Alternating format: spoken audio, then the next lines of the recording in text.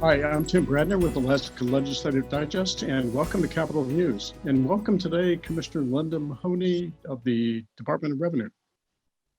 Hello, good afternoon, Tim. Thanks for joining us today. Commissioner, the Department of Revenue is the agency that you run that brings in all the bucks. So everybody's kind of interested in what you do. So maybe you could give and it's a broad suite of activities. Maybe you could just kind of quickly run us through all the things the department touches on. Oh yeah, that would be great. Thank you for the opportunity. So the mission of the Department of Revenue is to invest, collect, manage, and distribute funds for public purposes.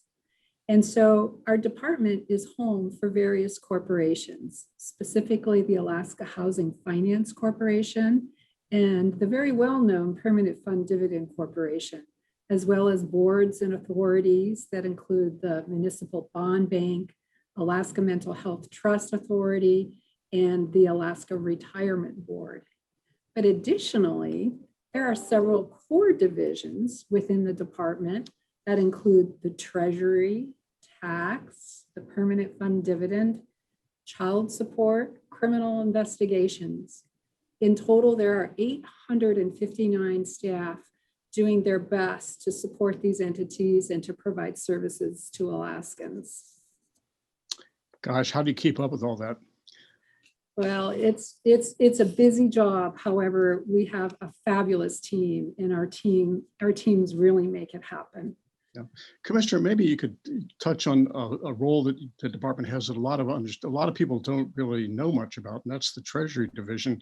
I mean, people are familiar with what the Permanent Fund Corporation does, but most people don't realize the Treasury Division manages a heck of a lot of money too. Oh yeah, that's absolutely right.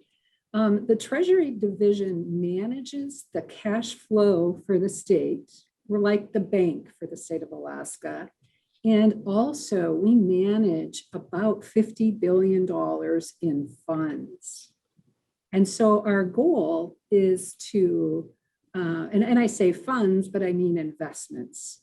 And our goal is to optimize these investments in a balanced manner such that we can generate returns to support our retirement accounts for both employees and retirees across the state, as well as for one of the hundreds of funds that we manage. I want to just share something really great that the team at Treasury has accomplished recently. And so far, year to date for fiscal year 2021, our retirement funds have earned 18% in investment returns, which is absolutely phenomenal. Pretty amazing. How 18% compares with, obviously it's been a big booming stock market. Is that the stock market, or a lot of the funds that the Treasury manages are more passive funds, aren't they? Well, actually, it's a mix. So we are very careful in how we do our asset allocation. And some funds are set up where they can take on a little more risk and as a result, generate a bit more return. So some funds are passive, and some funds, for example, the retirement fund, which is set up for returns 30 years plus into the future, we take on some risk. So we invest in the stock market and in investments like even private equity.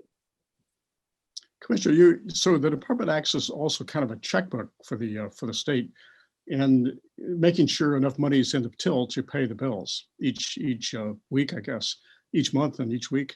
Are there periods that I know there are periods when tax collections and other revenues are kind of lumpy and they come in, but yet expenses have to be paid. And at that point, you have to draw down on other reserve funds like the Constitutional Budget Reserve? Yes, that's correct. Should we need cash just to manage working capital, then we have the access to the CBR. That's correct. And the CBR has a fair amount of cash in it, but we're also drawing down on the CBR. So I know a lot of people are very concerned to make sure there's enough in there to meet that ongoing cash commitment, and that is about half $500 million through the year. Yeah, the cash balance, not the accrual balance. There's a difference. The cash balance as of yesterday was about 1 billion.